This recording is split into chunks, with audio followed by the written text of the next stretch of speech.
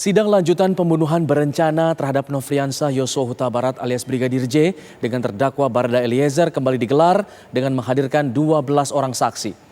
Apakah kemudian keterangan para saksi ini bakal memberatkan hukuman Barada E atau justru sebaliknya meringankan jerat pidana sang justice kolaborator?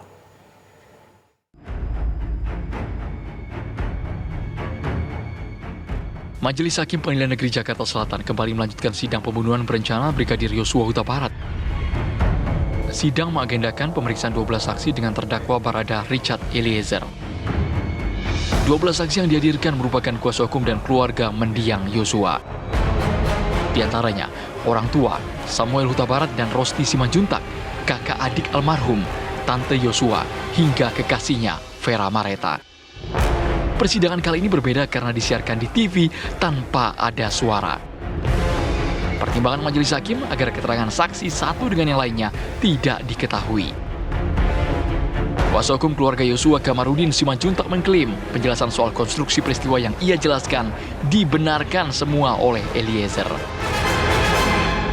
Saya lihat dari mukanya, Barada Richard Eliezer orang baik. Dia melaksanakan itu tidak ada niat, tidak ada motif.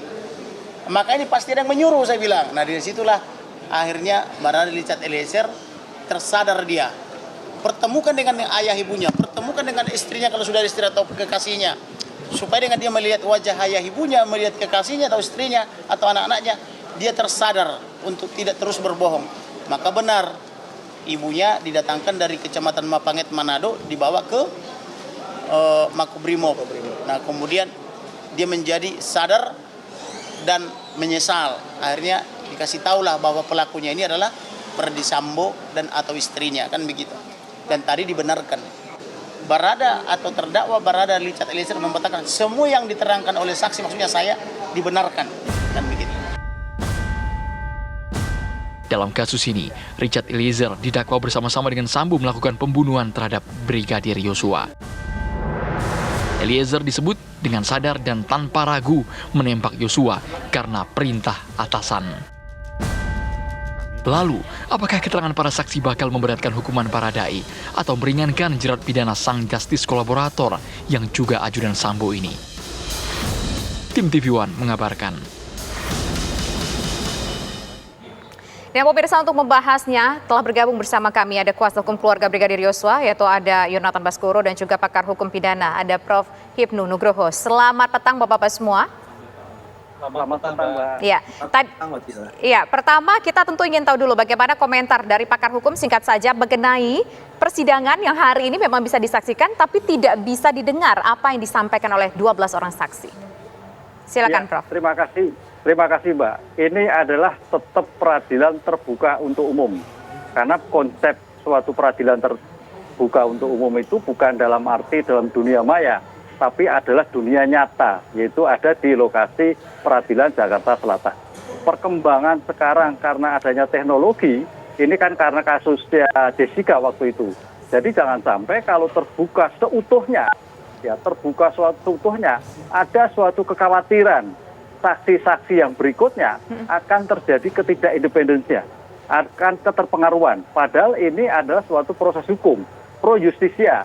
Sehingga kalau keterangan saksi sesudahnya nanti akan terpengaruh dengan keterangan yang sekarang ini, akan menjadikan suatu perkara tidak baik. Termasuk juga para penasihat hukum, hakim, dan juga terpengaruh pada opini-opini yang terjadi. Ini yang tidak diinginkan. Oleh karena itu, dalam konteks hukum di sini adalah diatur di dalam peraturan Mahkamah Agung itu boleh memang offline terus ya. Baik. Tapi hakim punya otoritas untuk dibuka atau tidak, didirikan atau tidak. Kayaknya kaitannya dengan undang-undang IT. Begitu, Mas. Baik, Pak Prof. Hipnu. Saya ingin ke Mas Yonatan. Mas Yonatan, kalau tadi disampaikan oleh majelis hakim bahwa disebutkan ini karena isinya sensitif dan agar tidak mempengaruhi para saksi yang lain. Tanggapan dari pihak keluarga dan juga kuasa hukum mengenai hal ini seperti apa? Ya, yang pertama saya ingin memposisikan diri dulu sebagai masyarakat biasa. Seharusnya ini pengadilan terbuka untuk umum yang seperti disampaikan oleh Prof. Hipnu. Jadi semua masyarakat bisa melihat, memantau, mengawal, dan menilai. Tetapi di sini kami keluarga dan tim penasihat hukum sudah diberitahukan terlebih dahulu bahwasannya memang akan ditayangkan namun tidak ada suara. kami tidak terlalu merasa keberatan karena kami diperbolehkan hadir dan menyaksikan persidangan secara langsung. Begitu Mas, jadi tidak ada yang keberatan yang seperti apa begitu. Baik. Tidak ada. Dan yang ingin saya sampaikan bahwasannya ini bukanlah permintaan kami, tetapi ini diputuskan oleh hakim ataupun ketua majelis hakim, begitu Mas. Oke, Mas Yonatan, ada tentunya masyarakat ingin tahu apa saja poin-poin menarik dalam persidangan dari 12 orang saksi ini. Tadi disampaikan mungkin ada yang sensitif. Apa yang sensitif itu? Ya, sebetulnya kalau hal yang sensitif itu selama saya mendengarkan di dalam persidangan itu tidak terlalu banyak membahas pelecehan seksual yang seperti digambar-gambarkan atau digembar-gemborkan sekarang. Ini lebih justru ke apa yang dilihat oleh saksi, bagaimana jalan ceritanya, hanya itu, dan tidak ada yang sensitif menurut saya. Tadi juga disebutkan ada pernyataan dari Kamarudin Simanjuntak yang dibenarkan oleh Barada Eliezer, termasuk mungkin yang sensitif tadi. Mungkin apa poin-poin yang dibenarkan oleh Barada Eliezer? Ya, dari beberapa pernyataan yang disampaikan saksi, dalam hal ini Pak Kamarudin, yang paling menjadi gambaran terbesar adalah bahwasannya memang saksi menyatakan bahwa tidak ada motif Richard Eliezer ini melakukan penembakan atau membunuh Yosua, karena itu memang semua hanya di dalam tekanan begitu. Bahkan di dalam rentetan peristiwa ke belakang, Richard Eliezer ini sendiri tidak mengetahui, baru diketahui ketika sudah sampai di lokasi eksekusi. Begitu Mas, karena pada saat ada rapat di Saguling di lantai 3 yang dimana akan pergi ke Duren 3 untuk melakukan eksekusi, itu awalnya Richard tidak tahu, tetapi RR turun bilang ayo ikut begitu. Tetapi RR di sini sebenarnya sudah tahu hasil rapat itu untuk mengeksekusi Yosua, tetapi tidak dikasih tahu oleh RR kepada Richard. Begitu. Jadi Richard hanya manggut-manggut saja, ikut-ikut saja begitu Mas. Sempat disebutkan juga, kalau tidak salah, koreksi saya jika salah, bahwa Kamarudin Simanjuntak bersaksi bahwa di sini Putri Chandrawati yang melakukan penggodaan gitu terhadap almarhum, dan ini kemudian dibenarkan oleh Baradae. Benar seperti itu? Ya, kalau di fakta persidangan tadi Mas, memang kenyataannya seperti itu. Jadi memang yang disampaikan oleh Pak Kamarudin justru ada godaan dari Ibu PC begitu, dan sempat ditanyakan oleh majelis hakim kepada saudara Richard terhadap keterangan yang diberikan oleh saksi dan diiyakan oleh terdakwa dan tidak ada bantahan pada saat itu di sidang pertama yang dihadiri oleh Pak Kamarudin sebagai saksi. Sidang yang di awal. Mas Yonatan, ini kan godaan ini kan asumsinya luas sekali dan dibenarkan oleh Richard Eliezer. Boleh tahu godaannya godaan apa? Dalam bentuk apa godaannya? Kisi-kisinya seperti apa? Lisankah atau gerak-gerik atau bagaimana? Kalau untuk itu saya tidak bisa berbicara terlalu jauh ya Mas ya. Kita tunggu saja nanti di pembuktian, karena semua keterangan-keterangan saksi ini akan disesuaikan dengan keterangan-keterangan saksi yang lain, begitu juga dengan alat-alat bukti yang ada. Nah, itu akan dikomparisi begitu, akan di-compare, lalu adalah menjadi sebuah fakta-fakta persidangan, dan itu yang akan menjadi keyakinan hakim nanti untuk memutus perkara ini. Begitu sih Mas. Baik. Apalagi kemudian poin-poin penting yang bisa menjadi highlight kita semua, karena tentu ingin tahu apakah persidangan ini justru memberatkan Eliezer atau justru meringankan. Karena Mas Yonatan kan berada di sana, bisa diberi bocoran?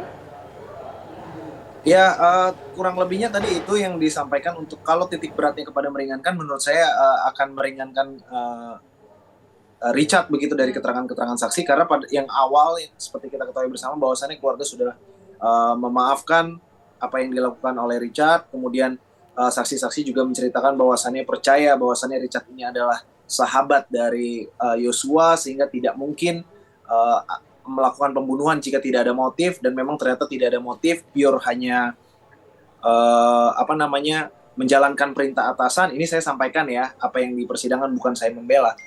Kemudian kalau dari saksi-saksi yang lain, tentu Reza menceritakan apa yang dialami mulai dari otopsi yang memakaikan baju terakhir kali almarhum tidak boleh, begitu juga dengan Vera bagaimana selama menjalani hubungan dengan Yosua, yang dikatakan bahwa Yosua adalah anak yang baik, sopan, ramah, takut kepada orang tua.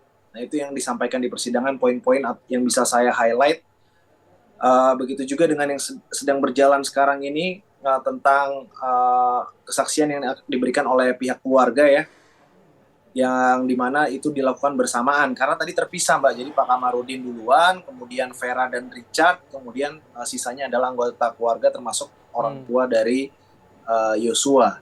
Begitu sih Mbak kurang lebihnya.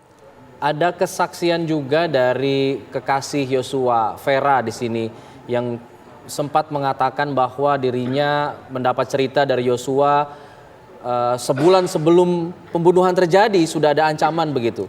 Mungkin bisa dirangkumkan kepada kami mengenai kesaksian dari Vera ini secara lebih detail. Ya, jadi Vera ini sempat bercerita dan memberikan kesaksian sambil mengusapkan air mata karena isak tangis ternyata tidak bisa ditahan karena begitu tulusnya apa yang disampaikan oleh Mbak Vera. Jadi memang betul ancaman sudah ada dari bulan Juni, Mas. Bahkan sampai di mendekati hari kematiannya begitu. Jadi yang bisa saya sampaikan secara umum bahwasannya memang Yosua ini dituduh bikin PC sakit, tetapi tidak jelas apa yang dimaksudkan dengan sakit ini karena apa. Dan Vera juga sempat bertanya, apakah abang pukul begitu? Ya nggak mungkin lah, kata Yosua begitu. Dan itu terus berulang sampai pada akhirnya Yosua ini juga sempat bilang, Vera lebih baik kamu cari yang lain saja, silakan buka hati.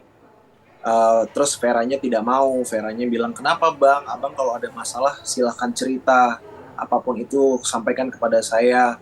Tapi Yosua tetap berkata, tidak usah, ini biar saya yang tanggung dan urus sendiri, kurang lebih begitu.